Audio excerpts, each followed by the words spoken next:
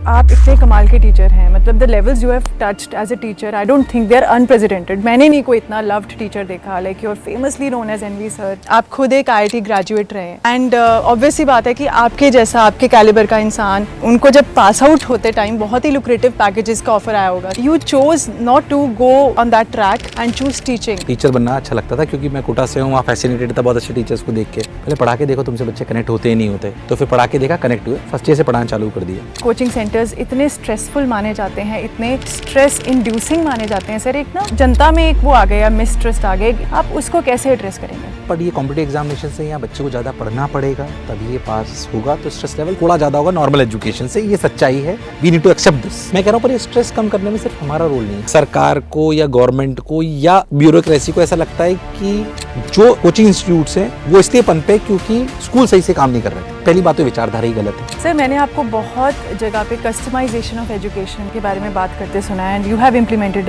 It also in your curriculum. और हम भी यहाँ लवली प्रोफेशनल यूनिवर्सिटी में डायग्नोस्टिक टेस्ट करते हैं। तो सर, ये कस्टमाइजेशन ऑफ एजुकेशन जो है, इसको और न्यूआंस्ड वे में हम कैसे एजुकेशन में ला सकते हैं, क्योंकि आपने इतना थॉट दिया हुआ है सर। तो कस्टमाइजेशन में मुझे लगता है कि बच्चे को, जैसे अपन ने पहले बात करी, कुछ फोकस करना है कि मुझे क्या बनना है। एज अ ऑर्गेनाइजेशन हमारे लिए इंपॉर्टेंट है कि जिससे सफल हो सकता है उसको 3 हिस्सों में तोड़े। One is academics, second is skills and third is the behaviour. Welcome to LPU Talks, a space that ignites and inspires.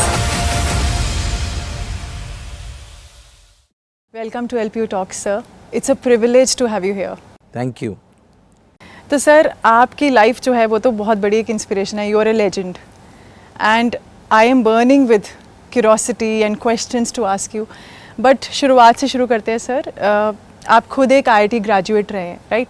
And obviously बात है कि आपके जैसा, आपके कैलिबर का इंसान, इतना ब्रिलियंट जो है, उनको जब पास आउट होते टाइम बहुत ही लुक्रेटिव पैकेजेस का ऑफर आया होगा sir, and you chose not to go on that track and choose teaching overlooking all those high paying jobs, है ना? तो सर, वो उस जर्नी के बारे में क्या इंस्पिरेशन थी to choose teaching over those lucrative jobs, जो बहुत ही I am sure hard to reject होंगी उस टाइम पे आपके लिए सर? उसके बारे में मैं जानना चाहती हूँ। थोड़ी सी जर्नी डिफरेंट है। जैसे आपने बोला कि मैं फर्स्ट ईयर से ही सोच लिया था कि पढ़ाना है। मैं हर बार इस बात को रिपीट करता हूँ, फिर रिपीट करता हूँ कि मेरी माताजी ने ही बोला था कि फर्स्ट ईयर में सोच लो क्या बनना है, एक ही जगह गड्ढा खोदोगे पानी निकल आएगा, फोकस करिए। तो वो करा, सोचा टीचर बनते हैं। दूसरा थॉट था एस्ट्रोनॉट बनते हैं, जो रियलिटी में था। फिजिक्स से प्रेम था क्योंकि, पर एस्ट्रोनॉट बनने में लगा यार हो सकता है कि शायद कई फाइनेंशियल बर्डन घर वालों पे आ सकता है, बाहर जाना पड़े पढ़ना, वो उतना स्ट्रॉन्ग नहीं लगा। फिर लगा टीचर बनना अच्छा लगता था क्योंकि मैं कोटा से हूँ, वहाँ फैसिनेटेड था बहुत अच्छे टीचर्स को देख के। फिर अगर अध्यापक के पास गया तो उन्होंने बोला कि यार पहले पढ़ा के देखो तुमसे बच्चे कनेक्ट होते ही नहीं होते, तो फिर पढ़ा के देखा, कनेक्ट हुए, फर्स्ट ईयर से पढ़ाना चालू कर दिया। अब जो आपने बोला ल्यूक्रेटिव जॉब, जाहिर सी बात है जब मैं पास आउट हुआ तो मेरे पास 2 सॉफ्टवेयर जॉब्स थी। बीटेक विद मैंने ऑनर्स करी, पर 3 साल में पढ़ा चुका था। आई was earning well along with my college, मेरी खुद की कोचिंग थी, तो एंटरप्रेन्योरशिप वहाँ से आ गई थी। टफ डिसीजन उस जगह ये था कि उस समय बहुत अच्छा अर्न कर रहा था। मैं आपको नंबर्स में बताऊँ तो I was earning 20 lakh rupees a year, close to that, with my own coaching. पर फिर मुझे लगा कि कोटा एक ऐसी जगह है जहाँ पे पढ़ाना और बच्चों से इंटरेक्ट करना ज़्यादा अच्छा होगा as a career, as a शिक्षाविद। तो फिर मैं उससे 1/5 सैलरी पे मैंने अपनी पहली जॉब कोटा में ज्वाइन करी। ये टफ डिसीजन था। तो कई बार लोग बोलते हैं कि आप अपने जुनून की वजह से, सब कहने की बातें, पैसा छोड़ के कौन वो करता है, बट हाँ, और मुझे लगता है मेरी लाइफ का वो सबसे बेस्ट डिसीजन था। तो जो भी बच्चे सुन रहे हैं उनसे रिक्वेस्ट है कि शुरुआती दौर में अपने पैशन को फॉलो करिए, मनी को चेज़ मत करिए। वो हमने शायद पिक्चर में सुना है 3 इडियट में, पर वो काम करता है, और शायद सुनने में आसान लगता है, अच्छा लगता है, करना मुश्किल होता है, पर करोगे तो अच्छा होगा। ये मेरा, आप तो रियल लाइफ एग्जांपल हैं इसका कि you know if you follow your passion money will come chasing. Correct है ना? तो वो सेकेंडरी है। बट सर, उस टाइम पे बहुत मिसगिविंग्स, बहुत डाउट्स होते होंगे, इवन पेरेंटल प्रेशर भी होता होगा कि भैया व्हाट आर यू डूइंग, कि ऐसा नहीं था?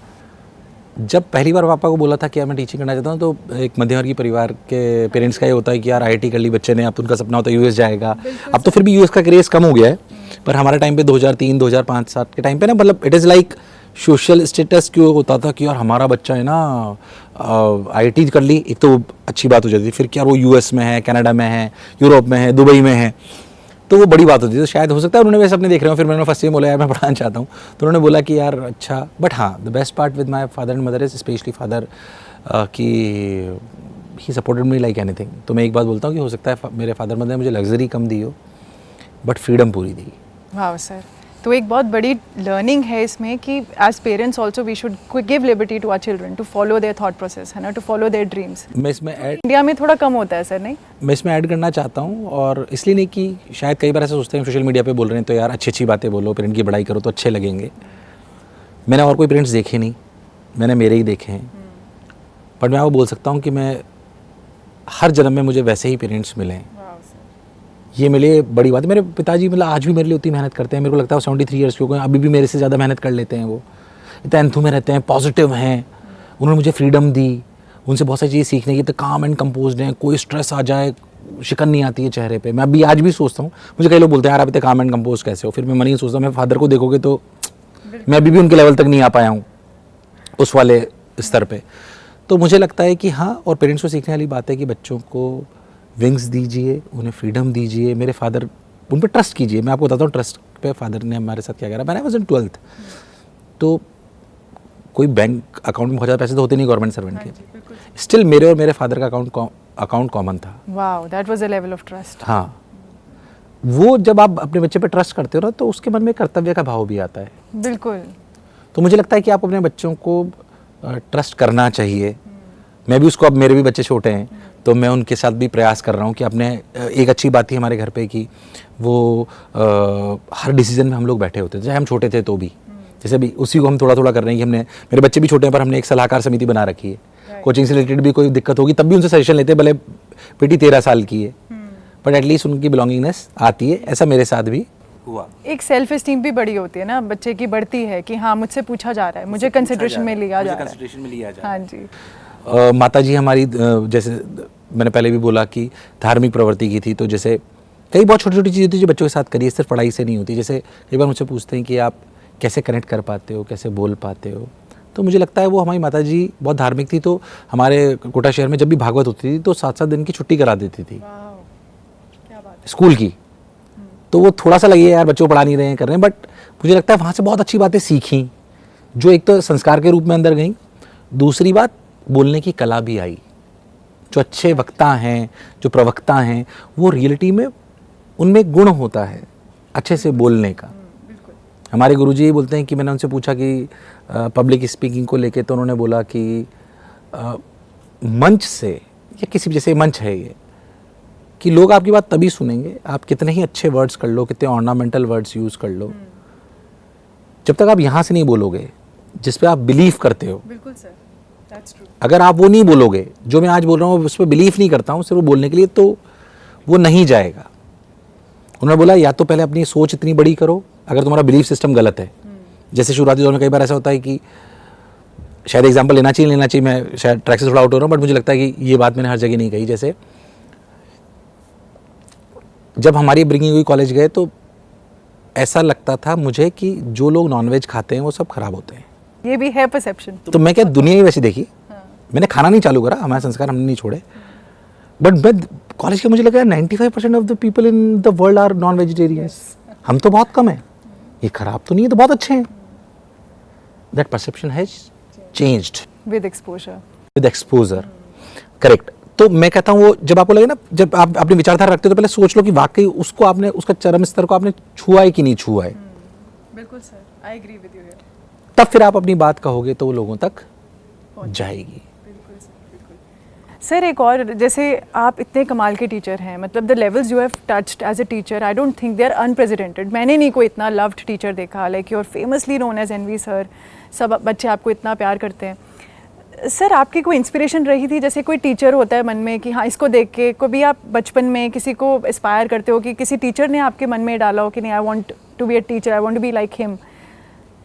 टू बी ऑनेस्ट, जैसे डिसिप्लिन की अगर हम बात करें, एक अध्यापक में क्या अनुशासन होना चाहिए, वो बंसल सर का नाम आपने सुना होगा कोटा में। उन्होंने सिखाया, वो बहुत डेडिकेटेड थे टीचिंग को लेके। उन्होंने सिखाया कि आप कितना भी बड़े टीचर हो जाओ, पढ़ना मत छोड़ो, आप में विद्यार्थी जीवंत होना चाहिए। वो अनुशासन का प्रतीक होना चाहिए। हमसे भी कई बार बोलते हैं, जैसे कई यंगस्टर्स को हम हायर करते हैं तो बोलते हैं सर कि ड्रेस क्यों पहनाते हो, गूगल में तो हम शॉर्ट्स में जाते हैं, या हम, तो मैं उनको बोलता हूँ प्लेस बाय प्लेस का अंतर है। जब एक अध्यापक अनुशासन में होता है तो बच्चों को भी अनुशासन के लिए बोल सकता है। इंस्पायर करने वाली बात होती है, कुछ टीचर्स ऐसे करा। बाकी सही बताऊँ तो मैंने एज अ टीचर कभी नहीं सोचा था कि इतना सम्मान मिलेगा। मतलब I really don't know, I am blessed and you are deserving of it all. तो I really don't know whether I deserve it और नॉट, बट हाँ मतलब ब्लेस्ड हूँ। पर जब इतना प्रेम मिलता है तो कर्तव्य का भाव आता ही आता है। मतलब मुझे सही बताऊँ तो मुझे डर लगता है, मेरे घर वाले भी बोलते हैं तो कि डरता क्यों, जो है ठीक है एक्सेप्ट इट करो। कई बार कहते हैं आपके पास बहुत चीज़, आपको खोने का भी डर होता है, मेरे से कोई गलती नहीं हो जाए। अब जैसे आप समझें तो पहले तो कुछ भी बोल देते थे, अब मुझे लगता है कि यार आपको बहुत सारे लोग सुन रहे हैं, तो वो है ना बैकएंड पे होता है यार कोई गलत बात। सर वही हो गया ना कि influence comes with a lot of responsibility also, क्योंकि आप इतने इन्फ्लुएंशियल हो गए हो कि वो एक अलग ही तरह की रिस्पॉन्सिबिलिटी है। वो बिल्कुल है, और उसका ध्यान रखना भी अब मेरे लिए को लगता है कि मेरे लिए वो आवश्यक है। इसीलिए मेरे को लगता है कि यार मेरे लिए विद्यार्थी बना रहना भी बहुत आवश्यक है, क्योंकि अगर मेरी सोच बड़ी नहीं होगी तो जो मेरे से प्रभावित हैं, जो मुझे सुन रहे हैं, उनकी सोच कैसे आगे जाएगी। तो वो मेरे लिए वो कर्तव्य का भाव है। बहुत ही विजनरी हैं आप सर, लाइक इतना फार रीचिंग आपका सोच है, वेरी इम्प्रेस्ड।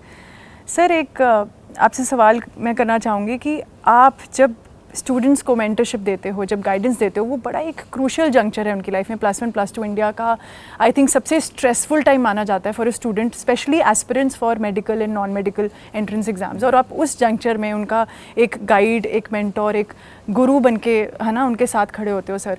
तो आप एक इतने सीजनड एजुकेटर हो सर, है ना, हमारी कंट्री के। और मैं आपका व्यू पॉइंट इस चीज़ में लेना चाहूँगी सर कि इन एस्पिरेंट्स के लिए इतना डिल्यूज ऑफ एकेडमिक प्रेशर जो +1 +2 में आ जाता है, एक पहाड़ फट के आ जाता है इनके ऊपर एकेडमिक प्रेशर का, क्या हम उसको किसी और वे में टैकल कर सकते हैं कि may be division of syllabus थोड़ी लोअर क्लासेस में कर दें कि हायर क्लास में एकदम +1 +2 में वो चीज़ ना बच्चों को फेस करनी पड़ेगा? आई मीन हम इस चीज़ को कैसे टैकल कर सकते हैं कि इतना ज़्यादा एकेडमिक प्रेशर वो 2 सालों में बच्चों को ना फील हो, कि वो डिवाइड हो जाए, मे बी लोअर क्लासेस में आ जाए, कुछ मतलब कुछ आपने शायद बहुत अच्छी बात बोली है। आप ध्यान से देखिए, एकेडमिक प्रेशर तब से आने लगा जब से हम हमारे बोर्ड के करिकुलम को आसान करते जा रहे हैं और मार्किंग स्कीम को बहुत लीनिएंट करते जा रहे हैं। देखिए एक बात समझिए आप कि अच्छा कई लोग फिर भी बोलते हैं यार अभी से बच्चे पे क्यों प्रेशर डालें। देखिए प्रेशर तो जब भी वो लाइफ में बाहर जाएगा आएगा। हम जिस परिवेश में बड़े हमने मार भी खाई टीचर से, हमें उस स्ट्रेस झेलने की आदत थी। अब आज की तारीख में प्राइवेट स्कूल्स में हम जाते हैं, कहीं पे भी जाते हैं तो बच्चों को सिर्फ पैम्पर करा जाता है। मैं स्लाइटली उसके हल्का सा खिलाफ हूँ, उन्हें थोड़े थोड़े स्ट्रेस की डोजेस दीजिए। मैं अपने बच्चे के स्कूल में जाता हूँ तो कभी कभी उनके टीचर्स बोलते हैं, मैंने सुना कि पहली बार मैं उनके पीटीएम में गया तो उन्होंने बोला कि your kids are really bright, they are amazing. मैं बहुत खुश हुआ, मैंने कहा वाह यार, मेरे पिताजी ने तो कभी ऐसा नहीं सुना, वो तो डांटी खा के आते थे, मैं थोड़ा बदमाश किस्म का बच्चा था। फिर मैं पीटीएम से उठ के इधर खड़ा हुआ, फिर दूसरा पेरेंट आया, उनको भी उन्होंने वही बोला, फिर तीसरे को भी यही बोला। मुझे लगा यार ये पैम्परिंग है, this is not required, this is not required. मैं कह रहा हूँ थोड़ी सी स्ट्रेस की डोजेस शुरुआत से मिलनी चाहिए। बट हाँ कि यार सब लोगों को शिक्षा पूरी मिल जाए उस वजह से हो रहा है, बट मेरे हिसाब से इसमें एक बैलेंसिंग करना बहुत जरूरी है, क्योंकि अल्टीमेटली से कॉम्पिटिटिव एग्जामिनेशन फेस करना पड़ेगा। बोर्ड में हो सकता है कि मान लीजिए सीबीएसई बोर्ड में 16 लाख बच्चों ने एग्जामिनेशन दिया, 2 लाख 1.5 लाख बच्चों की 90% से ज़्यादा आ गई, सब खुश हो गए। बट रियल वर्ल्ड में when they will face the competitive examination ऐसा नहीं होगा। तो उसकी आदत उनको शुरुआत से थोड़ी थोड़ी लगे ना, 60% लाना भी मुश्किल लगे उन्हें, 90% ला रहे हैं, तो वो जो लीनियर स्केल होना चाहिए था, लीनियरिटी गायब हो गई है। उस वजह से कॉम्पिटिटिव एग्जामिनेशन में आते स्ट्रेस ले लेता है। पर उस बच्चे को भी मैं एक बात बोलना चाहता हूँ कि पहले तो मैंने एक बात समझें कि बोर्ड की प्रक्रिया, और मैं इस पर थोड़ा सा टाइम लूंगा कि बहुत सारे लोग बच्चे सुन रहे होंगे, कि बोर्ड में पढ़ने की प्रक्रिया और कॉम्पिटिटिव एग्जामिनेशन पढ़ने की प्रक्रिया अलग है। पहले प्रक्रिया को समझें अपन। बोर्ड वो प्रक्रिया है जो आपका K-12 सिस्टम है हमारा, उस K-12 सिस्टम में बच्चा जो टीचर पढ़ाता है वो लिखता है नोट्स में, उसे घर जाके रटता है, वही एग्जाम में आता है, उसे लिखता है, उसके अच्छे नंबर आते हैं, सब ताली बजाते हैं, उसे लगता है मैं सफल हो गया। Right? It's a theory memorising technique and again writing it on the paper. Sir 10th तक आई थिंक हम सब यही करते आ रहे हैं। सब यही करते हैं, 12th तक भी काफी हद तक यही होता है बोर्ड्स के लिए specially. When it comes to competitive examination, पहली बात वो लड़ाई मार्क्स की नहीं है, वो लड़ाई है रैंक की। दूसरी बात वो लड़ाई थ्योरी की नहीं है, वो लड़ाई है सवाल की। और सवाल भी वो जो टीचर ने नहीं कराया वो अलग आएगा, वो एप्लीकेशन कैसे करना है वो इंपॉर्टेंट है। तो पहली बात ये एग्जाम ही बिल्कुल डिफरेंट है, इसको टैकल अलग तरीके से करना पड़ेगा। जिस तरीके से आप बोर्ड एग्जामिनेशन में सफल होते थे उस तरीके से आप कॉम्पिटिटिव एग्जामिनेशन में सफल नहीं होंगे। तो व्हाट आई पर्सनली फील कि बच्चों को समझना पड़ेगा कि पहले वो एग्जामिनेशन को समझें।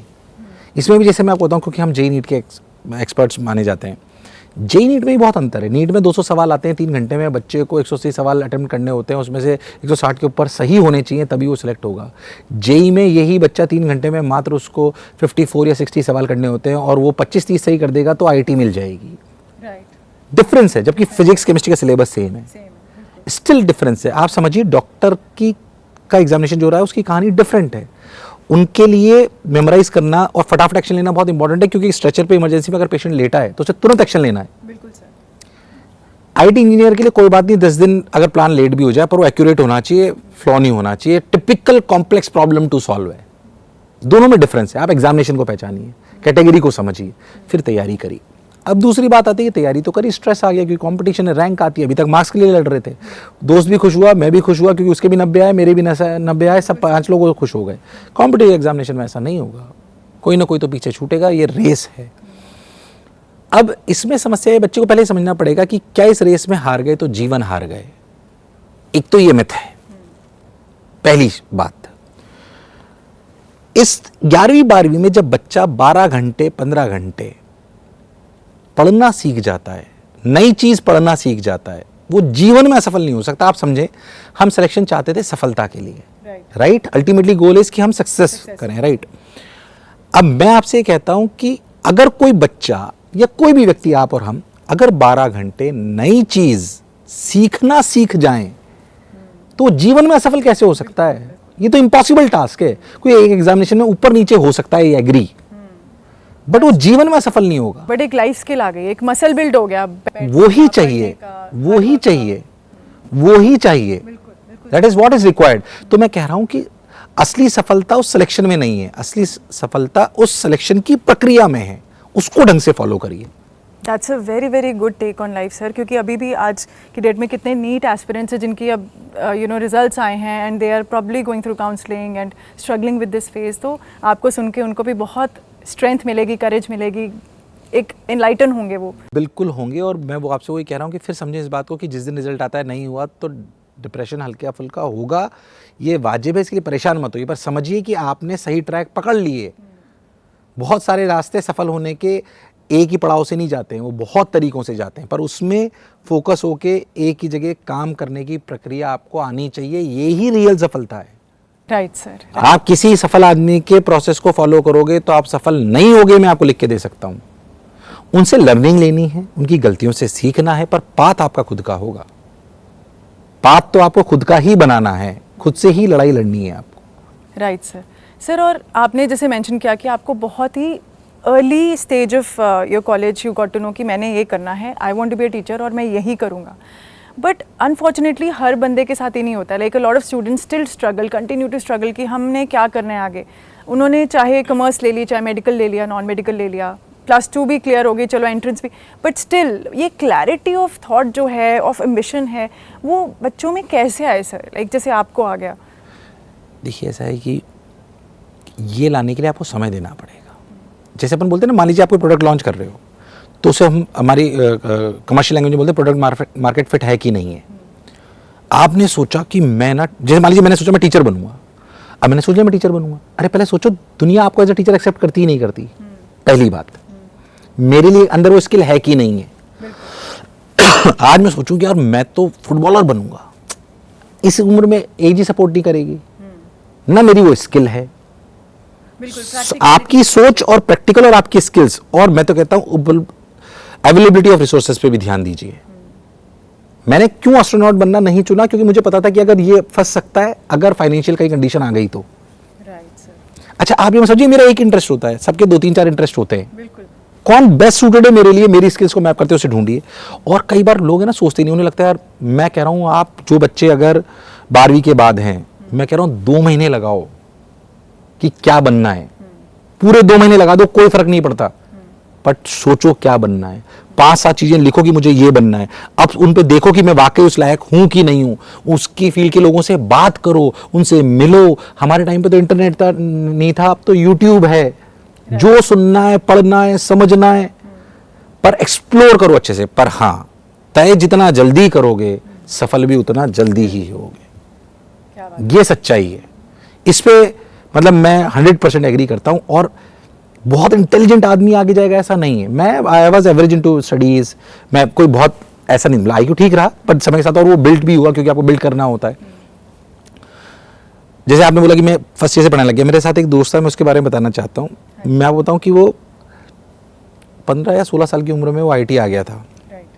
और 15-16 साल की IT में आ गया। वो हमारे बैच में सबसे ज़्यादा इंटेलिजेंट था। वो मतलब IQ अमेजिंग, मतलब हम सब उससे बहुत डरते थे, आप समझिए। पर वो फिकल था। पहले साल सोचा GRE कर लेता हूँ, दूसरे साल सोचा GMAT कर लेता हूँ, तीसरे साल सोचा RMB कर लेता हूँ, चौथे साल सोचा UPSC कर लेता हूँ। Coupled with the intelligence of that person should be streamlined, focused on one goal. One goal, और उसे डिसाइड करने में समय लगाइए। 2 दिन में नहीं डिसाइड होगा कि आज पॉडकास्ट सुना, आप लिख लिया कि मैं, क्योंकि कई लोग ऐसे सोचते हैं ना, लिखने से हो जाता है। अभी पॉडकास्ट सुना, आप सुन लिया कि अच्छा ठीक है मैं ये बनूंगा, नहीं, मेरे से इन्फ्लुएंस होकर भी मत सुनिए। आपका भैया कोई जो है, कई होता है जैसे हमारे बी टाउन में हमारे बहुत छोटे छोटे से हमारे ना रोल मॉडल्स होते हैं। एक भैया ही होते हैं हमारे पड़ोस वाले, क्योंकि उन्होंने कार खरीद ली, अब उन्होंने जो करा मैं वो करूंगा। राइट, बिल्कुल हर्ड मेंटालिटी। हम ऐसे ही होते हैं। मैं कह रहा हूँ उससे थोड़ा ऊपर हटो, अपनी काबिलियत को देखो, स्वॉट एनालिसिस जैसे अपन उसमें कराते हैं ना, करिए। खुद की स्ट्रेंथ, वीकनेस, अपॉर्चुनिटी, थ्रेट देखिए। मेरी अगर मैं मध्यम वर्गीय परिवार से आता हूं तो मेरे लिए थ्रेट है कि मैं बहुत ज़्यादा पैसा खर्च नहीं कर सकता हूँ। बिल्कुल सर, ट्रू। हमारी वो इंस्टिंक्ट ही नहीं है, हमें वो मसल बिल्ड हुआ ही नहीं है इतने सारे पैसे खर्चने का। बिल्कुल। अब जैसे मान लीजिए कोटा का कोई बच्चा है, मैं उसको ये बोलता हूँ, जैसे मान लीजिए मेरे लिए अपॉर्चुनिटी थी कि कोटा में पला बड़ा। अब हम बाहर पढ़ने नहीं जा सकते थे, पर कोटा में पला बड़ा और हमारे लिए वहाँ साइंस स्ट्रीम, मान लीजिए मेरा साइंस और कॉमर्स दोनों में इंटरेस्ट होता सपोज, फिर भी मुझे साइंस लेनी चाहिए थी। क्यों? क्योंकि अपॉर्चुनिटी सबसे ज़्यादा हमारे शहर में साइंस की थी। आप कोटा में बेस्ड हो, तो हमें अपॉर्चुनिटीज़ को भी ध्यान में रखना है, खुद की स्ट्रेंथ्स को देखना है, खुद की वीकनेसेस को देखना है, और अपॉर्चुनिटीज़ को देखना है, और थ्रेट को देखना है। अगर इनको स्वॉट एनालिसिस जिसे हम कहते हैं, वो बच्चा का ढंग से करे, 2 महीने लगाए, पर एक ही चीज़ करे, फिर चाहे दुनिया ये कहे वो कहे, कोई फर्क नहीं पड़ना चाहिए। मैं तो यही करूँगा। Right sir. तो वो बच्चा कभी पीछे नहीं रहेगा, कभी नहीं रहेगा, बहुत बढ़िया करेगा। Right sir. तो सर एक और हम एक ट्रेंड देखते हैं हमारी कंट्री में कि एक तो हो गए IIT NIT, वो तो टॉप लीग कॉलेजेस हैं हमारी कंट्री के, फिर आगे Tier 1 universities like Lovely Professional University, इन सब में जो प्लेसमेंट्स मिलते हैं, पैकेजेस मिलते हैं, वो काफ़ी डिसेंट होते हैं, काफ़ी अच्छे होते हैं, राइट। बट अगर हम फिर कंपेयर करें, बिल्कुल जो नॉर्मल कॉलेजेस में आ जाओ, है ना, नॉर्मल यूनिवर्सिटीज़ में आ जाओ देश की, वहाँ पे जो इंडक्शन लेवल है, जो प्लेसमेंट का लेवल है, वो बिल्कुल ही गिर जाता है सर। बहुत ही मैसिव गैप है ये, है ना। और इस सिचुएशन में सर, एक तो इट इज़ डिमोरलाइजिंग स्टूडेंट्स के लिए भी, है ना। तो इस सिचुएशन में हम कैसे एक पैरिटी ला सकते हैं, इक्वालिटी ला सकते हैं, थोड़ा सा इस गैप को ब्रिज कर सकते हैं, वो कैसे कर सकते हैं सर? ये बात है कि मैं अथॉरिटी लेवल पे नहीं बैठा हूँ, नेशनल लेवल पे इस जगह, बट फिर भी जो मेरे को व्यक्तिगत रूप से लगता है, जो मैं कई बार मेरी विचारधारा है कि ये बात सच्चाई है कि मान लीजिए 14 लाख बच्चे एग्जाम दे रहे हैं IIT का, 24 लाख बच्चे नीट का दे रहे हैं। अब आप समझिए टॉप इंस्टीट्यूशन हो गए इंजीनियरिंग से, अगर बात करें कि IIT हो गया, NIT हो गया, फिर लवली प्रोफेशनल यूनिवर्सिटी जैसे हो गए, और भी बिट्स हैं, बहुत सारे नाम हैं। अगर हम देखें तो उनमें फिर भी लीनियर ग्राफ है कि IIT ऊपर आ गए, फिर NIT आ गए, फिर इस तरीके आ गए, तो एक लीनियर है। इसके बाद एकदम से ड्रॉप है। पहली बात, देश में ध्यान रखना पड़ेगा कि लीनियर ही होना चाहिए। बिल्कुल सर।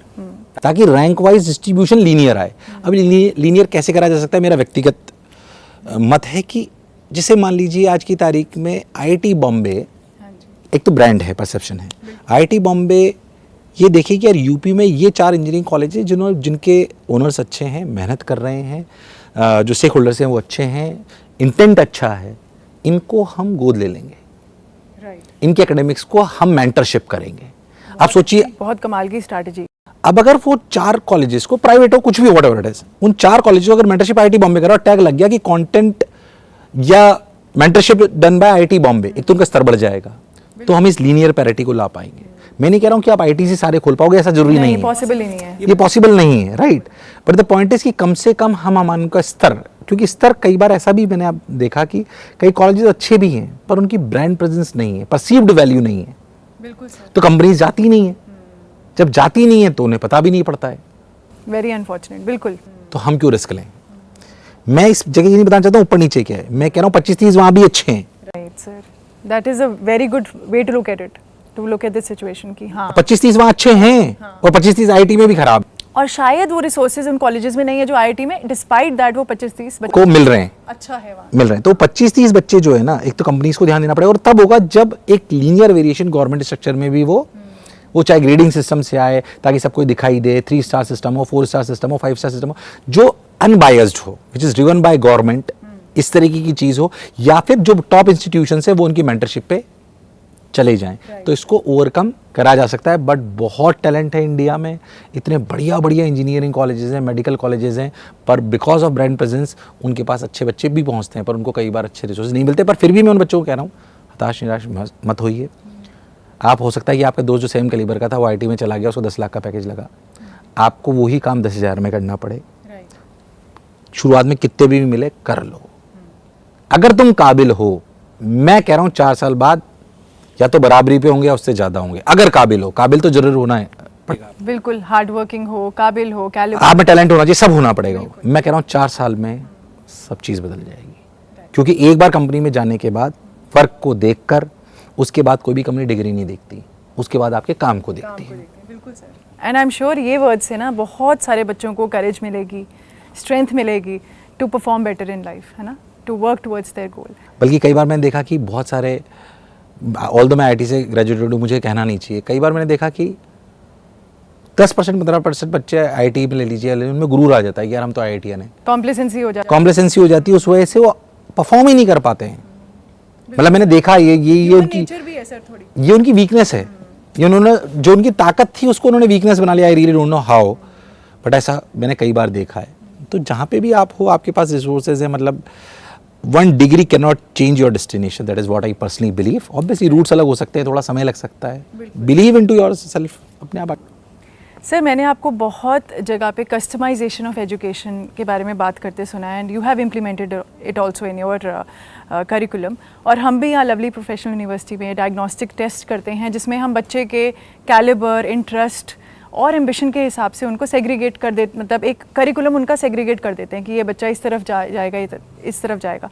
तो सर, ये कस्टमाइजेशन ऑफ एजुकेशन जो है, इस कॉन्सेप्ट को हम कैसे क्लब कर सकते हैं कि बच्चे में वो क्लैरिटी भी आ जाए सर? इसको और न्यूआंस्ड वे में हम कैसे एजुकेशन में ला सकते हैं? क्योंकि आपने इतना थॉट दिया हुआ है सर। डायग्नोस्टिक टेस्ट तो हो गए, वो तो हो गए, चलो हमने गिवन है कि हमने बच्चों को दे दिया करिकुलम, ये उसकी वीकनेस है, ये उसकी स्ट्रेंथ है, ये उसका एम्बिशन है, ये उसका इंटरेस्ट है।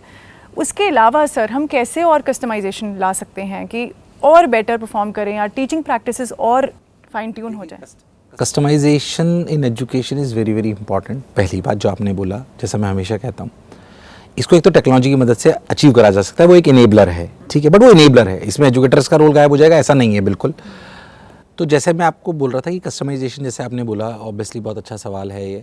तो कस्टमाइजेशन में मुझे लगता है कि बच्चे को, जैसे अपने पहले बात करी कि उसको फोकस करना है कि मुझे क्या बनना है, वो तो करना बहुत इंपॉर्टेंट है। उसके बाद एज ए ऑर्गेनाइजेशन हमारे लिए इंपॉर्टेंट है कि उसके जिससे वो सफल हो सकता है उसको 3 हिस्सों में तोड़े। 1 is academics, 2nd is skills, and 3rd is the behaviour. मैं पढ़ नहीं पा रहा हूँ का कारण ये भी हो सकता है कि मेरा बिहेवियर कुछ हो जिसकी वजह से मैं गिल्ट में आ जाता हूँ। मैं बहुत तेज़ गुस्सा आता है मुझे, अब तेज़ गुस्सा आता है, मैं अपने दोस्त को कुछ भी बोल देता हूँ, अब वो मुझसे नाराज़ हो जाता है, इस वजह से मैं 5 दिन पढ़ नहीं पाता हूँ। ये बिहेवियर का फ्लॉ है, we need to understand this. Skill wise मान लीजिए हम कोई ऐसा कॉम्पिटेटिव एग्जामिनेशन दे रहे हैं जिसमें वर्ड्स पर मिनट बहुत तेज चाहिए, जैसे नीट का एग्जाम हम ले लें, वर्ड्स पर मिनट बहुत तेज चाहिए, आपकी वो धीर है, that is a skill, right. I really don't no, हो सकता है कि आज की तारीख में जैसे मैं बात करूं कि अभी आपके एलपी में देख रहा था कि शूटिंग रेंज है, उसमें एक स्किल रिक्वायर्ड है, 100% फोकस, 100% फोकस बहुत ज़रूरी है। अगर कोई उससे बहुत ज़्यादा डिसओरिएंटेड है तो वो उसको अच्छा नहीं कर पाएगा। अगर आपको वो करना है तो आपको पहले वो बिल्ड करना पड़ेगा। आप कितने भी शॉट मार लो, अगर वो नहीं है तो नहीं बात बन पाएगी। एंड 3rd जो मैंने बोला, एकेडमिक्स को रिजॉल्व करा जा सकता है by using technology very easily, which we have solved. Skills और बिहेवियर को टेक्नोलॉजी की मदद से सॉल्व करना इतना आसान नहीं है कि उसके स्किल्स में कहाँ वीकनेस है और टेक्नोलॉजी में कहाँ वीकनेस, सॉरी इसमें बिहेवियर में कहाँ वीकनेस है। बड़ा ही वैलिड पॉइंट है। तो इसको टेक्नोलॉजी से बहुत आसानी से नहीं करा जा सकता, इसका आंसर इंट्रोस्पेक्ट करके बच्चा ही ज़्यादा दे सकता है। अब जब बच्चे के पास वो पहली बात हमें उन्हें लर्न कराना कि इंट्रोस्पेक्ट करिए कि what is required, how you are consuming your time, where you are wasting your time, because of which behaviour you have wasted your time.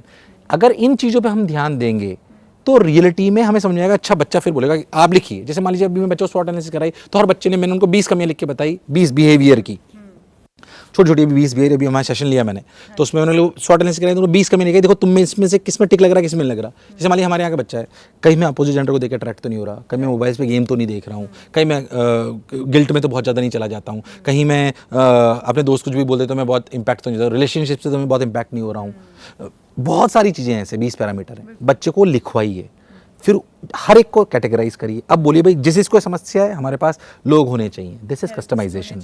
Therapist होने चाहिए, लोग होने चाहिए, काउंसलर्स होने चाहिए, मेंटर्स होने चाहिए, एक पूरी फोर्स होनी चाहिए, पूरी फोर्स होनी चाहिए भाई। बट द पॉइंट इज कि वो बच्चे को पकड़ के वो थोड़ी देख सकता है कि ये रिलेशनशिप को लेके बहुत अट्रैक्ट हो जाता है, राइट, या बहुत वीक रिलेशनशिप को लेके। वो बच्चे को इंट्रोस्पेक्ट करना पड़ेगा। तो पहले उसको एज एजुकेटर सिखाना कि तुम्हें ये करना है, फिर उनका आइडेंटिफिकेशन होने के बाद जो खुद करेंगे उसको सही करना। ऐसे स्किल वाइज उन्हें बताना कि तुम इस एग्जाम की तैयारी करो, ये स्किल चाहिए। अगर आज आपकी तारीख में आप पॉडकास्ट कर रहे हैं, आप जर्नलिज्म में हैं, communication is very much needed, it's a basic skill, right, etiquettes is a basic skill, right.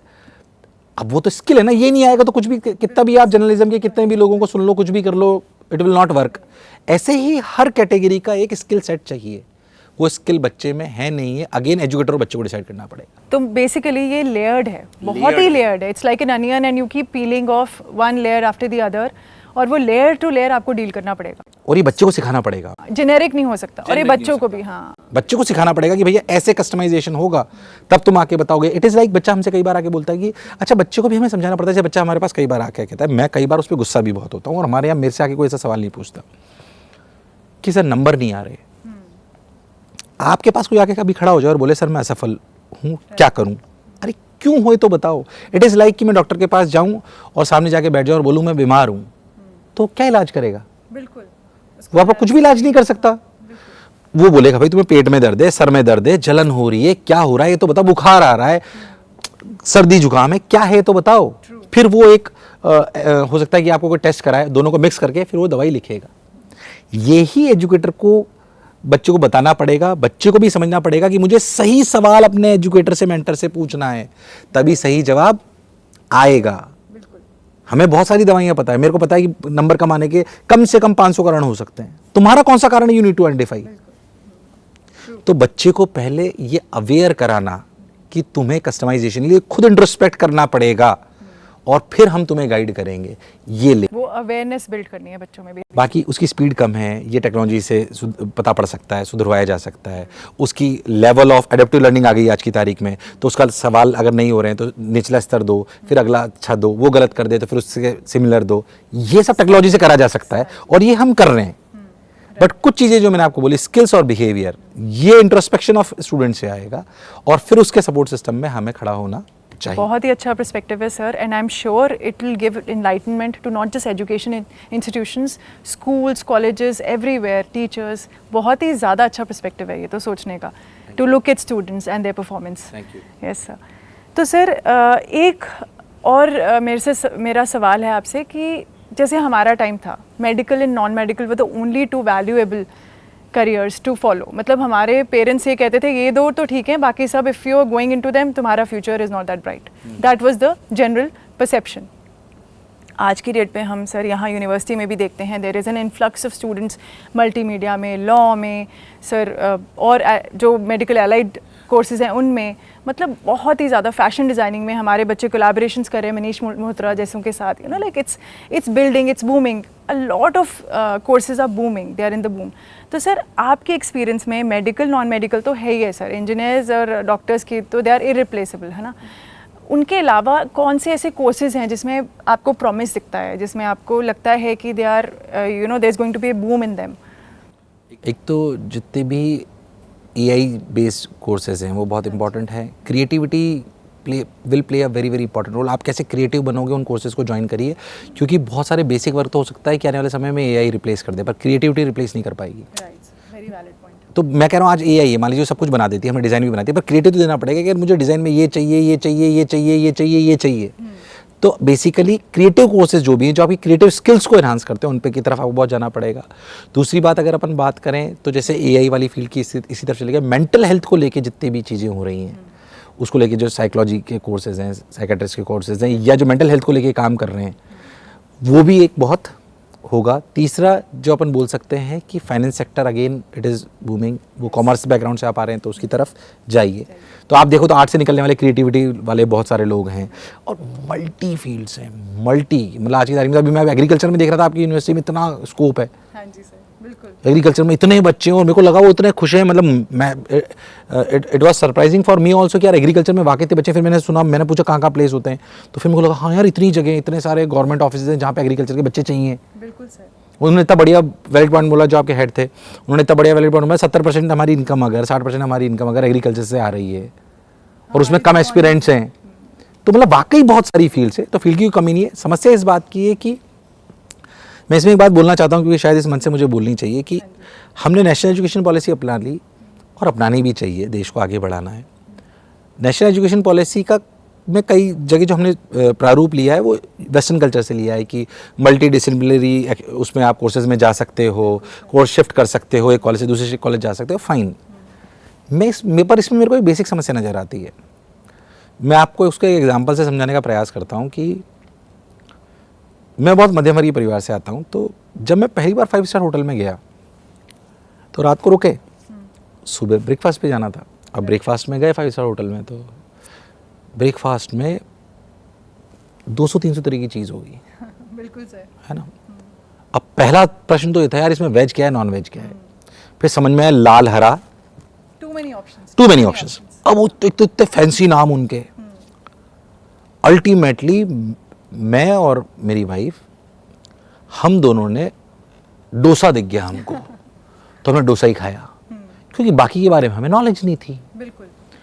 मैं इस बात को इसलिए कह रहा हूँ, मुझे नॉलेज ही नहीं थी बाकी चीज़ों की। जो हमारे गांव का बच्चा है उसे 2 स्ट्रीम समझ आती है, उनको पहले गांव तक ये समझाना पड़ेगा कि इतने विकल्प हैं, उन्हें पता ही नहीं है ना। बिल्कुल सर, और ये सिर्फ गांव में नहीं सर, इवन बड़ा अवेयर स्टूडेंट भी होगा ना, even that student will get confused. It is very natural sir. तो वो स्कूल से इनकॉर्पोरेट करना पड़ेगा, भाई ये फील्ड्स हैं, वो मिसिंग है। मैं कह रहा हूँ आपने उसे सब दे दिया एकदम से, उसे पता ही नहीं है। बिल्कुल। उसको तो यार दिख रहा है चाहे इंजीनियरिंग यही कर लेते हैं, उसको लगता है यार कंप्यूटर साइंस का यही कर लेते हैं, उसमें भी इतनी सारी डिसिप्लिन है, उसमें जो आप बहुत सारी चीज़ें कर सकते हो, उसने सुना ही नहीं कभी। तो मैं कह रहा हूँ awareness of different courses till the bottom is very very important. तब जो हम इतना बदलाव ला रहे हैं उसका फायदा हमें होगा, वरना ये होगा कि एक ही कोर्स सारे भर रहे होगा और एक में ज़्यादा अच्छे बच्चे नहीं जा रहे होंगे। So that is और वो एरिया अनटैप्ड रह जाएगा, और जो जहाँ पे हम जाना चाहते थे वहाँ पे हम नहीं जा। जैसे कि अब यहाँ पे हमारे यूनिवर्सिटी में एग्रीकल्चर के बारे में जो आपने बात करी, बिकॉज इट्स अवेयरनेस ही नहीं है सर, अवेयरनेस ही नहीं है। और मुझे बहुत अच्छा लगा, 5,000-4,000 बच्चा यहाँ पे एग्रीकल्चर में पढ़ रहा है, आपके 400 कितने एकड़ में सिर्फ फार्म्स हैं। मतलब I am amazed to see that it is not that an untapped area which university is taking care of. हमारी university LP university is taking care of. It is amazing, मतलब it is a very eye opening for me also. तो मेरे हिसाब से बहुत सारी जगह जहाँ पे बच्चे को जाना चाहिए और देखना चाहिए। बिल्कुल, थैंक यू सर। सर एक मेरा सवाल आपसे रहेगा, जैसे हम देखते हैं +1 +2 में जो एस्पिरेंट्स हैं मेडिकल के, नॉन मेडिकल के, उनमें जो इतना एग्रेसिव कोचिंग उनको दिया जाता है इन 2 सालों में, फिर उसके बाद वो जो हमारे भी एलपीओ में हमें दिखता है मेडिकली, जो मेडिकल एलाइड कोर्सेज हैं हमारे सर, फार्मास्यूटिकल्स हो गया, इन फिजियोथेरेपी हो गया, इनमें मेडिकल के ही बच्चे आ रहे हैं सर, और उनमें ना वो हम पर्सनालिटी में उनके वो जो एक स्ट्रेस इन्फ्यूज़ हो गया है, और एक वो डीमोटिवेशन इन्फ्यूज़ हो गई है। एक तो वो इतने बड़े एंट्रेंस क्लियर करके आ रहे हैं और फिर maybe they were not able to perform as well as they should have और कुड हैव, है ना। तो सर वो जो एक इन्फ्यूजन ऑफ स्ट्रेस है उनकी पर्सनालिटी में, वो डीमोटिवेशन है सर, हम उसको देखते हैं, हम यहाँ यूनिवर्सिटी में उसको परसीव कर पाते हैं। तो sir how do we tackle that? आज भी सवाल सेशन में, जब सेशन लिया था तो आपके सामने भी ये सवाल आया था, बच्चे ने ये पूछा था कि सर मैं टॉप कॉलेज के लिए नहीं सिलेक्ट हो पाया, गिल्ट है। पहली बात मैं आपको बता दूं, आप यहाँ आए हो तो भी गिल्ट है, पर आप एक बात समझो, यहाँ पे आने वाले भी लाखों बच्चे चाहते थे, जहाँ पे आप हो वहाँ नहीं पहुँच पाए वो। पहली बात मैं आपको बताऊँ, मैं जब सेलेक्ट हुआ IIT में तो मेरी 3,000 के आसपास रैंक थी। मेरे साथ एक व्यक्ति हैं जो हमारे वाइस प्रेसिडेंट है, लव सर, उनकी ऑल इंडिया रैंक 3 थी। मेरी उनसे भी कई बार बात होती है तो उन्होंने एक आध बार मेरे को बोला यार थोड़े से नंबर और आ जाते तो फर्स्ट आती। तो मतलब ये लिमिटलेस है। तो पहली बात अपन इस बात को समझें कि हम किसी से पीछे रह गए या हमने जो सोचा था उस समय वहां नहीं पहुंच पाए, उस गिल्ट में आप भविष्य खराब कर दो, ये गलत है। मेरा व्यक्तिगत मानना ऐसा है, रेस खुद से होनी चाहिए। जो आपने कॉम्पिटिटिव एग्जामिनेशन दिया उसका डिजायर्ड रिजल्ट आपके पास नहीं आया तो उस समय जो गलतियां करी थी उसको आने वाले समय चाहिए। वो गलतियां अगेन स्किल्स की हो सकती हैं, बिहेवियर की हो सकती हैं, एफर्ट की हो सकती हैं। वो किस जगह पे थी उसे ढूंढिए। अगली बार जब वो काम कर रहे हो, जब आप एलपीयू में आ गए या किसी भी कॉलेज में चले गए, अगर वहां पे आप एफर्ट लगा रहे हो रियलिटी में जो भी आप करना चाहते हो, तो वो गलतियां जो पहले करी थी वो दोहराओ मत। खुद की ठोकरों से सीखो, अपने गुरुजनों की ठोकरों से सीखो, फादर मदर की ठोकरों से सीखो। जो उन्होंने गलतियां करी उसे रिपीट मत करो। अगर आप ये सारी बातों को कर लोगे और खुद से जीतना सीख जाओगे कि मैं कल से बेहतर बनूंगा, शायद ये हम कई बार सुन चुके हैं, बट इट वर्क्स। बिल्कुल सर, और वो रेपिटेशन चाहिए, ये हैमर इफेक्ट चाहिए इन बातों में चाहिए। और गिल्ट मतलब किस बात की गिल्ट है? भगवान ने आपको यूनिक बनाया है। आपको अगर सफल होना होगा ना तो कोई डिग्री सफल नहीं कराती, वरना सारे आईटीएन सारे डॉक्टर्स ही जीवन में पूर्ण रूप से सफल होते हैं। अनपढ़ लोग भी सफल हुए अपने जीवन में जिन्होंने इतिहास रचा है। तो खाली एक डिग्री मापदंड नहीं हो सकती आपकी सफलता का। वो एक इनिशियल प्रायोरिटी हो सकती है, इनिशियल कोई एंट्री पॉइंट हो सकता है, वो एक अलग बात है, बट वो मापदंड तो नहीं हो सकती फॉर श्योर। इसलिए गिल्ट में मत आइए, क्योंकि मैंने आज भी ये बात कर रहा हूँ, ये बहुत सारे बच्चों को स्ट्रेस देके बोल रहा हूँ। किस बात की गिल्ट है? जो मेहनत कर रहा है, तुमने मेहनत तो करी थी ना। बिल्कुल सर, बिल्कुल। और उस मेहनत से बहुत कुछ आपने इम्बाइब भी किया। इम्बाइब किया है, वो सीख, जो हमने पहले भी बोला कि अगर सीखने की प्रक्रिया को आप सीख गए हो तो बात आपकी आगे बढ़ गई। डेफिनेटली। और सर आपका ये बहुत ही अच्छा व्यू पॉइंट है कि competition should be with your own self. Comparison करो तो अपने साथ करो कि मैं कल से बेटर हूँ, परसों से बेटर हूँ। मैं इसमें एक बात और बोल रहा हूँ, कंपैरिजन आपने शब्द बोला, एक्चुअली क्या कंपैरिजन कई बार हम गड़बड़ करते हैं।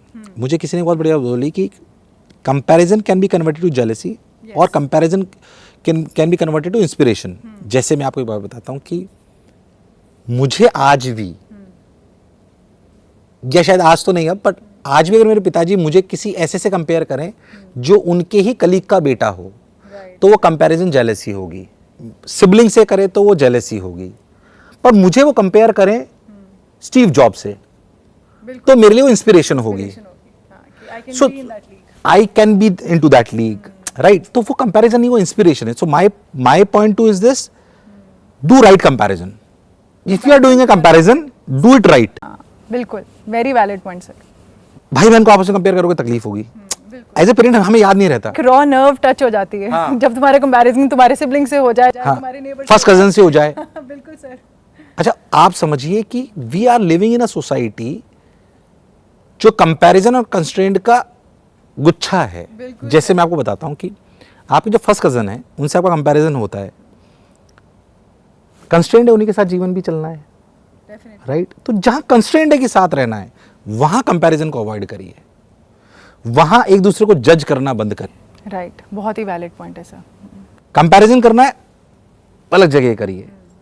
तो जैसे आपने बोला मैं इंस्पिरेशन हूं, तो हो सकता है वो मेरे से किसी बच्चे को कोई कंपेयर करे तो मेरे से वो इंस्पिरेशन ले, राइट? तो comparison should be at the right place. That is what I personally believe. और वो रिलेशनशिप मर्की नहीं होना चाहिए उस कंपैरिजन की वजह से, इसलिए क्लोज रिलेशनशिप में मत कीजिए कंपैरिजन, बिकॉज वो इम्पैक्ट होगा, नेगेटिवली इम्पैक्ट होगा। अब अपने दो अपने फर्स्ट कजन है, यार देखो इसको, देखो तुम, हम करते हैं अमूमन, यार इसको देखो, यार इसको देखो, ये तो कितना बढ़िया बन गया, तुम क्यों नहीं पढ़ते हो, इससे सीखो। आई थिंक ये बहुत नेगेटिव जाता है। मैं भी बहुत कॉन्शियसली ध्यान रखता हूँ, क्योंकि हमें पेरेंट याद ही नहीं रहता। दो बच्चे अपन बोल देते हैं उसने भी तो ये करा, फिर याद आता है, अरे यार नेचुरली आ जाता है वो। ये शायद पेरेंटिंग के लिए भी बहुत आवश्यक है। अब हम पेरेंट है तो हम भी उस समस्या से जूझ रहे हैं, इतना आपके सामने कहने के बावजूद भी हम ये गलती कर देते हैं। बिल्कुल सर, ट्रू। फिर याद आता है यार अपन तो दुनिया को समझा रहे हैं। तो कंपैरिजन करना है तो do it with icons, not with siblings, not with family, not with जिनको बच्चा जानता है और आपके आसपास है, उनसे मत कंपेयर करिए। कनेक्ट है तुम्हारा, उनके साथ कंपैरिजन करो ही ना, वो जेलसी में कन्वर्ट होगा। बिल्कुल। करना है तो आइकन से करो, आइकन से करो, उनके जो और अलग लोग हैं जो उनको इंस्पिरेशन बनना चाहिए। कंपैरिजन शुड बी इंस्पिरेशन, वो फिर टर्न हो जाएगा इंस्पिरेशन में टर्न। बिल्कुल सर, बिल्कुल, वेरी गुड। ठीक है सर, एक मेरी और आपसे वो रहेगी, क्वेश्चन रहेगा कि सर जैसे अब ये हमारे कंट्री में कोचिंग सेंटर्स में हो रहा है, एक बड़ा स्ट्रेस है, दिल्ली के भी इंसिडेंट को लेके जो हुआ वहाँ पे very unfortunate drowning of students हुआ है ना। और सर वैसे भी कोचिंग सेंटर्स इतने स्ट्रेसफुल माने जाते हैं, इतने स्ट्रेस इंड्यूसिंग माने जाते हैं सर। एक ना जनता में एक वो आ गया, मिसट्रस्ट आ गया, जो कि नहीं था पहले, ये कुछ सालों में ही आया सर, वेरी अनफॉर्चुनेट है ना। तो सर अब इसको आप कैसे एड्रेस करेंगे कि देखो कोचिंग सेंटर आप अपनी तरफ आप कितना अच्छा काम कर रहे हैं। आज मैंने आपको बोलते सुना and I was spell bound and inspired. मैं अपनी एज में इतना इंस्पायर हो गई आपको सुन के। तो इट इज़ अ गिवन कि आप बहुत ही अच्छा काम कर रहे हैं, बड़ा टॉप नॉच काम कर रहे हैं और कोचिंग सेंटर्स अच्छा काम कर रहे हैं बच्चों के लिए। They are building their futures up, they are giving them the courage, the strength and the knowledge to appear for these entrance exams. They are not a easy nut to crack, है ना। तो sir but वो जो एक buildup of mistrust है एक जनता में हमारे देश की, आप उसको कैसे एड्रेस करेंगे?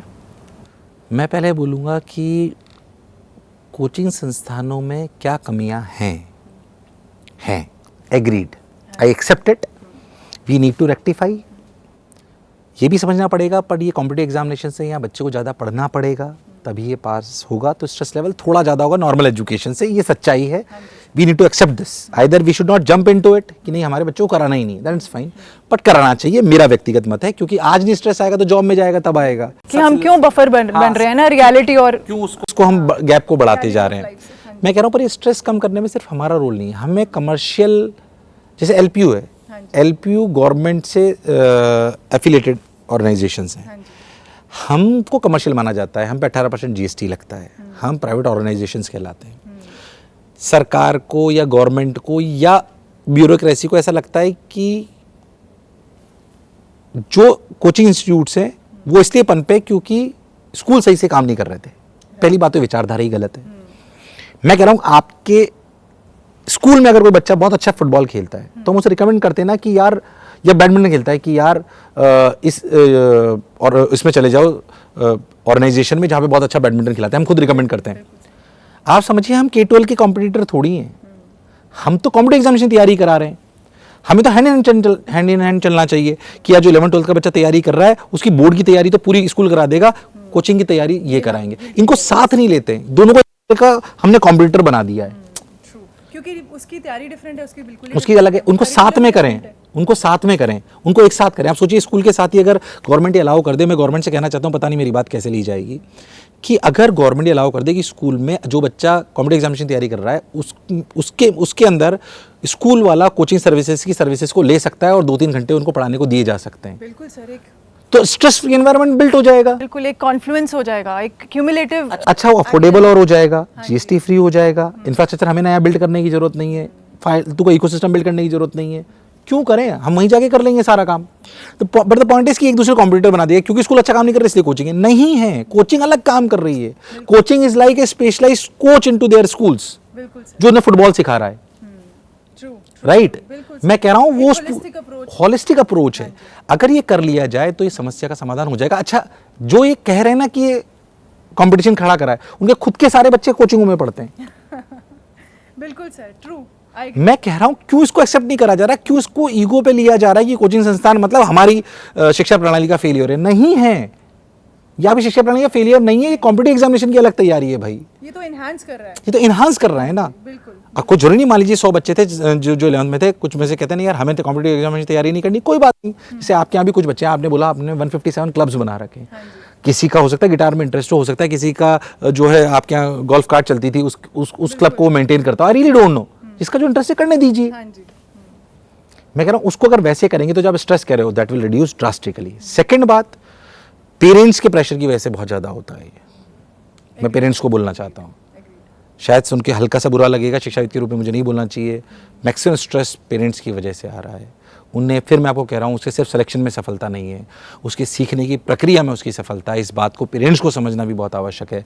आपका बच्चा 12-15 घंटे पढ़ना सीख गया नया, तो लाइफ में किसी कीमत पे फेल नहीं होगा। उसकी इस हार्ड वर्क को सेलिब्रेट करिए, सिर्फ उसके मार्क्स को सेलिब्रेट मत करिए।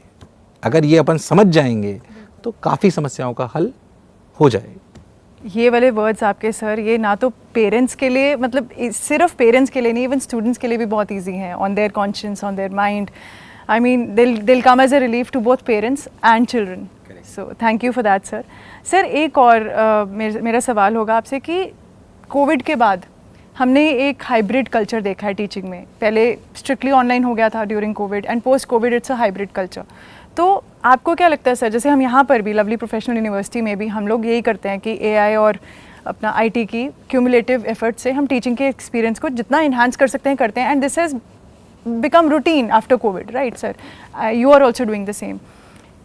आप सर टीचिंग एजुकेशन का फ्यूचर कहाँ देखते हैं sir? Like a traditional classroom तो कभी ऑब्सोलीट होगा? नहीं, आई थिंक कि वो ज़रूरी है. क्लासरूम जो फिजिकल वाइब आती है वो बहुत डिफरेंट है. बट आप एक बात समझिए कि डॉक्टर्स तो हमें टेलीमेडिसिन आया था, पर आपको दिखाया कि डॉक्टर के सामने बैठे फील नहीं आती है. पर समय के साथ डॉक्टर्स के पास बहुत सारे इक्विपमेंट्स बढ़ गए, अच्छा इंफ्रास्ट्रक्चर बढ़ गया.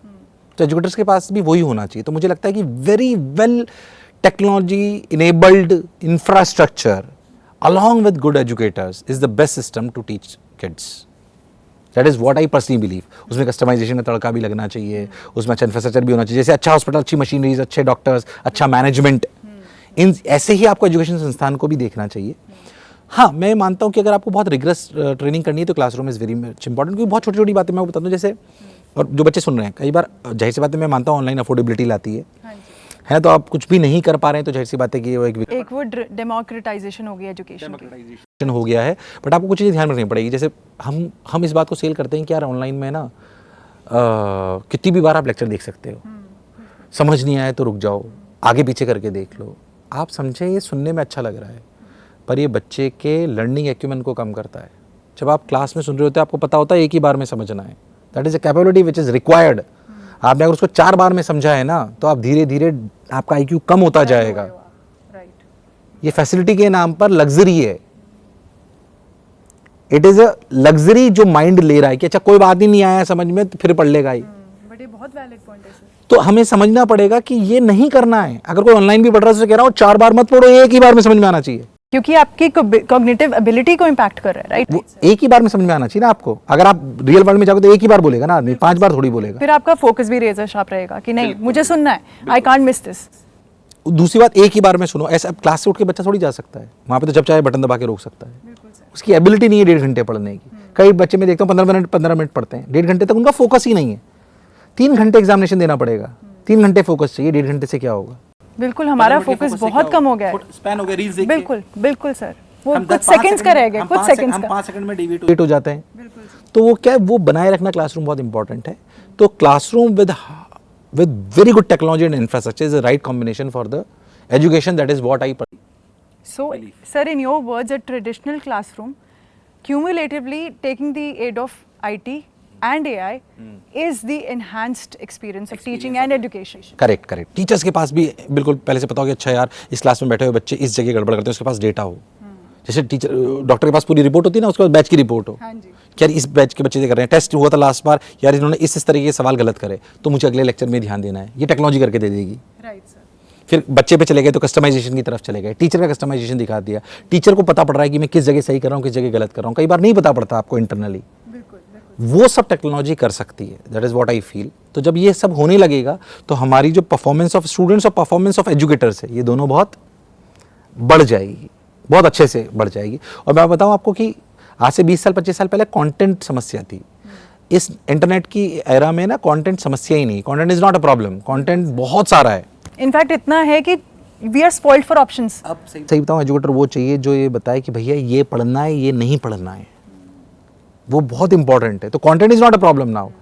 व्हाट शुड आई स्टडी करना है, किस चीज को नहीं करना है, किस चीज को इग्नोर कर देना है, वो मेंटर बताता है. उसमें से कौन सी काम की चीज़ है वो निकाल के वो बच्चे को दे. वो मेंटरशिप का काम है. तो mentorship is much more important than solutions. Solutions are available. Academic solutions are available. Academic question solutions are very much available on the internet. But how should they study it? How should they apply it? How should they apply into the real life? ये mentor बता. Sir आपने ना एक बड़ी अच्छी बात बोली कि आजकल जो स्क्रीन पे है everything is online, everything is on YouTube. किसी को कुछ भी कोई कंटेंट चाहिए है तो इस वजह से हम कुछ हद तक अपने बच्चों को स्क्रीन्स भी दे देते हैं. We give them that exposure कि वो पीछे ना रह जाएं. पर वो लाइन कहाँ ड्रॉ करें कि वो एक्सपोजर एक ओवरडोज में कन्वर्ट ना हो जाए? क्योंकि ये हम देख रहे हैं सर, हमारे चलो मे बी +1 +2 के बच्चों की अगर ना भी बात करें तो हम छोटे बच्चों की बात कर लें सर, इतना स्क्रीन एक्सपोजर है, एक छोटे से बच्चे को स्क्रोलिंग आती है sir, he knows what he wants to watch.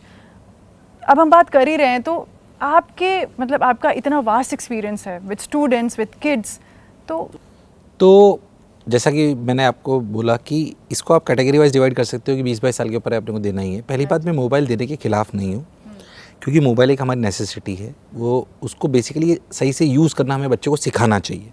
बहुत छोटे बच्चों में मॉनिटर करना बहुत इंपॉर्टेंट है, जो कि 5 साल से नीचे की बात है, क्योंकि उनको डिजीज़ होने लगती है, ऑटिस्टिक हो जाते हैं वो, है ना, वो तो बहुत बड़ी समस्या है। तो वहाँ तो ध्यान रखने की बहुत ज़रूरत है। जैसे कई बार मैं देखता हूँ कि रेस्टोरेंट में गए, सिर्फ वो बच्चा मोबाइल देख के ही खाना खा रहा है, ये तो मेरे हिसाब से अवॉइड होना ही चाहिए, बहुत प्रॉब्लम हो जाती है। ये तो अगर कोई कर रहा है तो उससे रिक्वेस्ट है, प्लीज़ इस पर बहुत मॉनिटर करिए। जो बच्चा बिल्कुल ही छोटा है, इन्फेंट स्टेज में है, या बहुत ही मतलब 10 साल से 8 साल से 9 साल से छोटा है। हाँ, अब बात आती है कि 12, 13, 15 साल के बच्चों को देना चाहिए, नहीं देना चाहिए। मैं कह रहा हूँ धीरे धीरे एक्सपोजर देना चाहिए और उसे सही यूज़ करना सिखाना चाहिए। मोबाइल उसकी नीड है, जिससे वो बहुत कुछ सीख सकता है, पूरी नॉलेज है उसके हाथ में। उसे नहीं देके शायद हम ऐसा करते हैं कि ये वो वाली बात है कि हम बच्चे को बाहर नहीं निकलने दें कि एक्सीडेंट हो जाएगा। मैं कहता हूँ उसे बाहर निकलने देना चाहिए विद ट्रैफिक रूल्स सिखाकर, कि maybe no social media till this age, ऐसा कुछ करके, है ना। आप मोबाइल दें और उसको बताइए कि बेटा ये दिक्कतें हो सकती है, तुम्हें ये समस्या हो सकती है। तो बेसिकली उसको राइट यूज़ करना है। तो वो बेसिकली मैं बच्चे को ये बोलता हूँ कि उसको ये सिखाना है कि तुम मोबाइल को यूज़ करो, मोबाइल के प्लेटफॉर्म तुम्हें यूज़ नहीं करने चाहिए। If you are scrolling reels और टाइम एंगेज कर रहे हो, तो इंटरनेट वाले को पैसे दे रहे हो, जो कि सर्विस प्रोवाइडर है, और उस कंटेंट की वैल्यूएशन बढ़ा रहे हो, उस ऐप की वैल्यूएशन बढ़ा रहे हो जो तुम्हें दिखा रहा है। You are basically puppet in their hands sir. हाँ, तो जैसे वो बोलते हैं ना कि नथिंग इज फ्री, तो आप वो प्रोडक्ट नहीं होने चाहिए। If something is free then you are the product, जो अपनी लैंग्वेज में बोला जाता है ना। If something is free then you are the product, तो प्रोडक्ट मत बनिए, राइट। उसको गूगल पे हमें क्या सर्च करना है वो हमें पता होना चाहिए। जैसे मैं बार बार कहता हूँ कि कंटेंट आपको क्या देखना है, वो आपका आईना है। वो आप अपनी रील्स को स्क्रॉल करके देख लीजिए कि आप क्या सोचते हो, वो आपको आईना है, आपको खुद को भी पता नहीं होता। तो हर 7 दिन में अपनी फीड्स को चेक करिए, उन पे अगर आपको लग रहा है ये मेरे काम की नहीं है, तो 3 डॉट पे जाइए, नॉट इंटरेस्टेड लिखिए और आगे बढ़ जाइए। बहुत बेसिक सीख है, जिसका मैं खुद भी फॉलो करता हूँ, ये बहुत काम का है। तो बच्चे को मोबाइल सही तरीके से यूज़ करने पर गाइडेंस करते रहिए, और ये बच्चे के लिए नहीं, मैं आपको ईमानदारी से बताऊँ तो ये सबके साथ समस्या है, हमें याद नहीं रहता। और ऐसा नहीं है, इसमें 60-65 साल के रिटायर्ड लोग भी बहुत ज़्यादा ग्रसित है।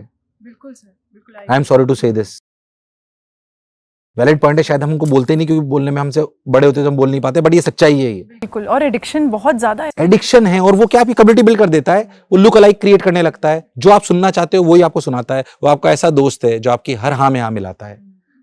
तो और ये चीज़ इतनी नॉर्मलाइज हो गई है सर हमारी सोसाइटी में कि हमें वियर्ड लगता ही नहीं, हमें आउट ऑफ प्लेस लगती ही नहीं ये चीज़, लगता ही नहीं। हाँ, तो वो समझें कि वो हमारा दोस्त जो हमारा मोबाइल है, उसको हमारा दोस्त वो ऐसा खतरनाक दोस्त है जो आपको वही चीज़ दिखाएगा जो आप सोचते जा रहे हो, या जो आपको एंटरटेन करेगा, क्योंकि उसे तो आपके साथ रहना है बस। वो चाहता है वो आपके साथ बना रहे, पर वो आपको गलत ट्रैक पे ले जाता है। इसलिए वो दोस्त काम का जरूर है, उसमें से आप काम की चीज़ भी निकाल सकते हो और एंगेज भी हो सकते हो। डिपेंड करता है कि आप क्या करना चाहते हो। तो सही यूटिलाइजेशन ऑफ मोबाइल फ़ोन एक आर्ट है, जो मेंटर्स का काम है, टीचर्स का काम है, पेरेंट्स का काम है। कंटिन्यूसली करते रहना, आत्मचिंतन करना। मैं आपको बोल रहा हूँ तो फिर भी मैं मन में सोच रहा हूँ कि भैया मुझे भी ये ध्यान रखना है। It is very very important. नहीं तो हम भटक जाते हैं, इंस्टाग्राम देखने लग जाते हैं, यूट्यूब की रील्स देखने लग जाते हैं, ये देखने लग जाते हैं, वो देखने लग जाते हैं, फिर स्क्रीन ट्रिगर्ड प्रॉब्लम्स होने शुरू हो जाती है। So you have to be smart with your smartphone basically, right. Sir, आपसे एक लास्ट सवाल है मेरा कि आप जीतू भैया हैं हमारे, है ना, कोटा फैक्ट्री के, तो आपकी लाइफ में भी कोई वैभव है या एक लिस्ट ऑफ वैभव्स हैं जिनके बारे में आप हमें बताना चाहेंगे?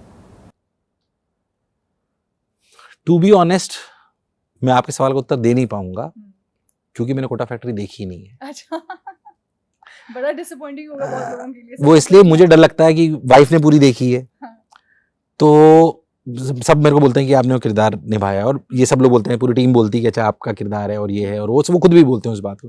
पता नहीं, मेरे मन में डर है, मैं कब उसको ओवरकम कर पाऊंगा। कि जैसे मुझे लगता है कि मैं खुद को देखूं तो मुझे अजीब सा लगेगा। तो कि जैसे किसी ने बोला, सर बड़ी मॉडेस्टी है सर ये आपकी। कोई और होता तो सबसे पहले जाके देखता, look at me, I am. मैंने आज तक कोई सीजन नहीं देखा है ईमानदारी से, मतलब, और मैं उसे मैं शायद या तो करेज नहीं जुटा पाया, पर उसमें किसी ने बोला कि यार वो सिगरेट भी पीता है उसमें जीतू भैया, तो मैं सबको बता दूं मैं नहीं पीता हूँ। हो सकता है वो ड्रामे के लिए सब कुछ हुआ हो, बट बिल्कुल हाँ सर, कुछ तो चीज़ें incorporate तो वैभव जो उसमें कैरेक्टर है वो उसको सपोर्ट करता है, राइट? हाँ जी, वो मतलब मेन मेंटर उनका बनते हैं और वो बहुत फिर वैभव आगे जाके उनको मतलब सपोर्ट करता है, बड़ा मेरी ब्रिलियंट। लाइफ का मेंटोर अगर वैभव कोई किरदार है तो मेजरली दो लोग हैं. One is my wife for sure, second is my father. तो ये दो वो लोग हैं जो रियल क्रिटिक भी हैं. जाहिर सी बात है फादर मदर दोनों हैं इसमें, बट ये वो लोग हैं जो बिल्कुल रियल क्रिटिक हैं, सही मेंटरशिप करते हैं, मुझे ग्राउंडेड रखते हैं, ऊंचा नहीं उड़ने देते, मेरी कमियों को बताते हैं और सही राह भी दिखाते हैं.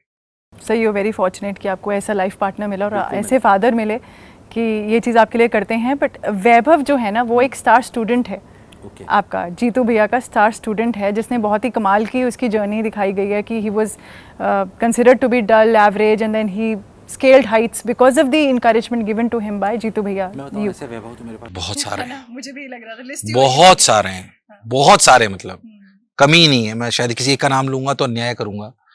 मतलब मैं बहुत इंस्पायर होता हूं अपने बच्चों से. मुझे लगता था यार ये क्लास में तो कुछ भी नहीं करता था ये.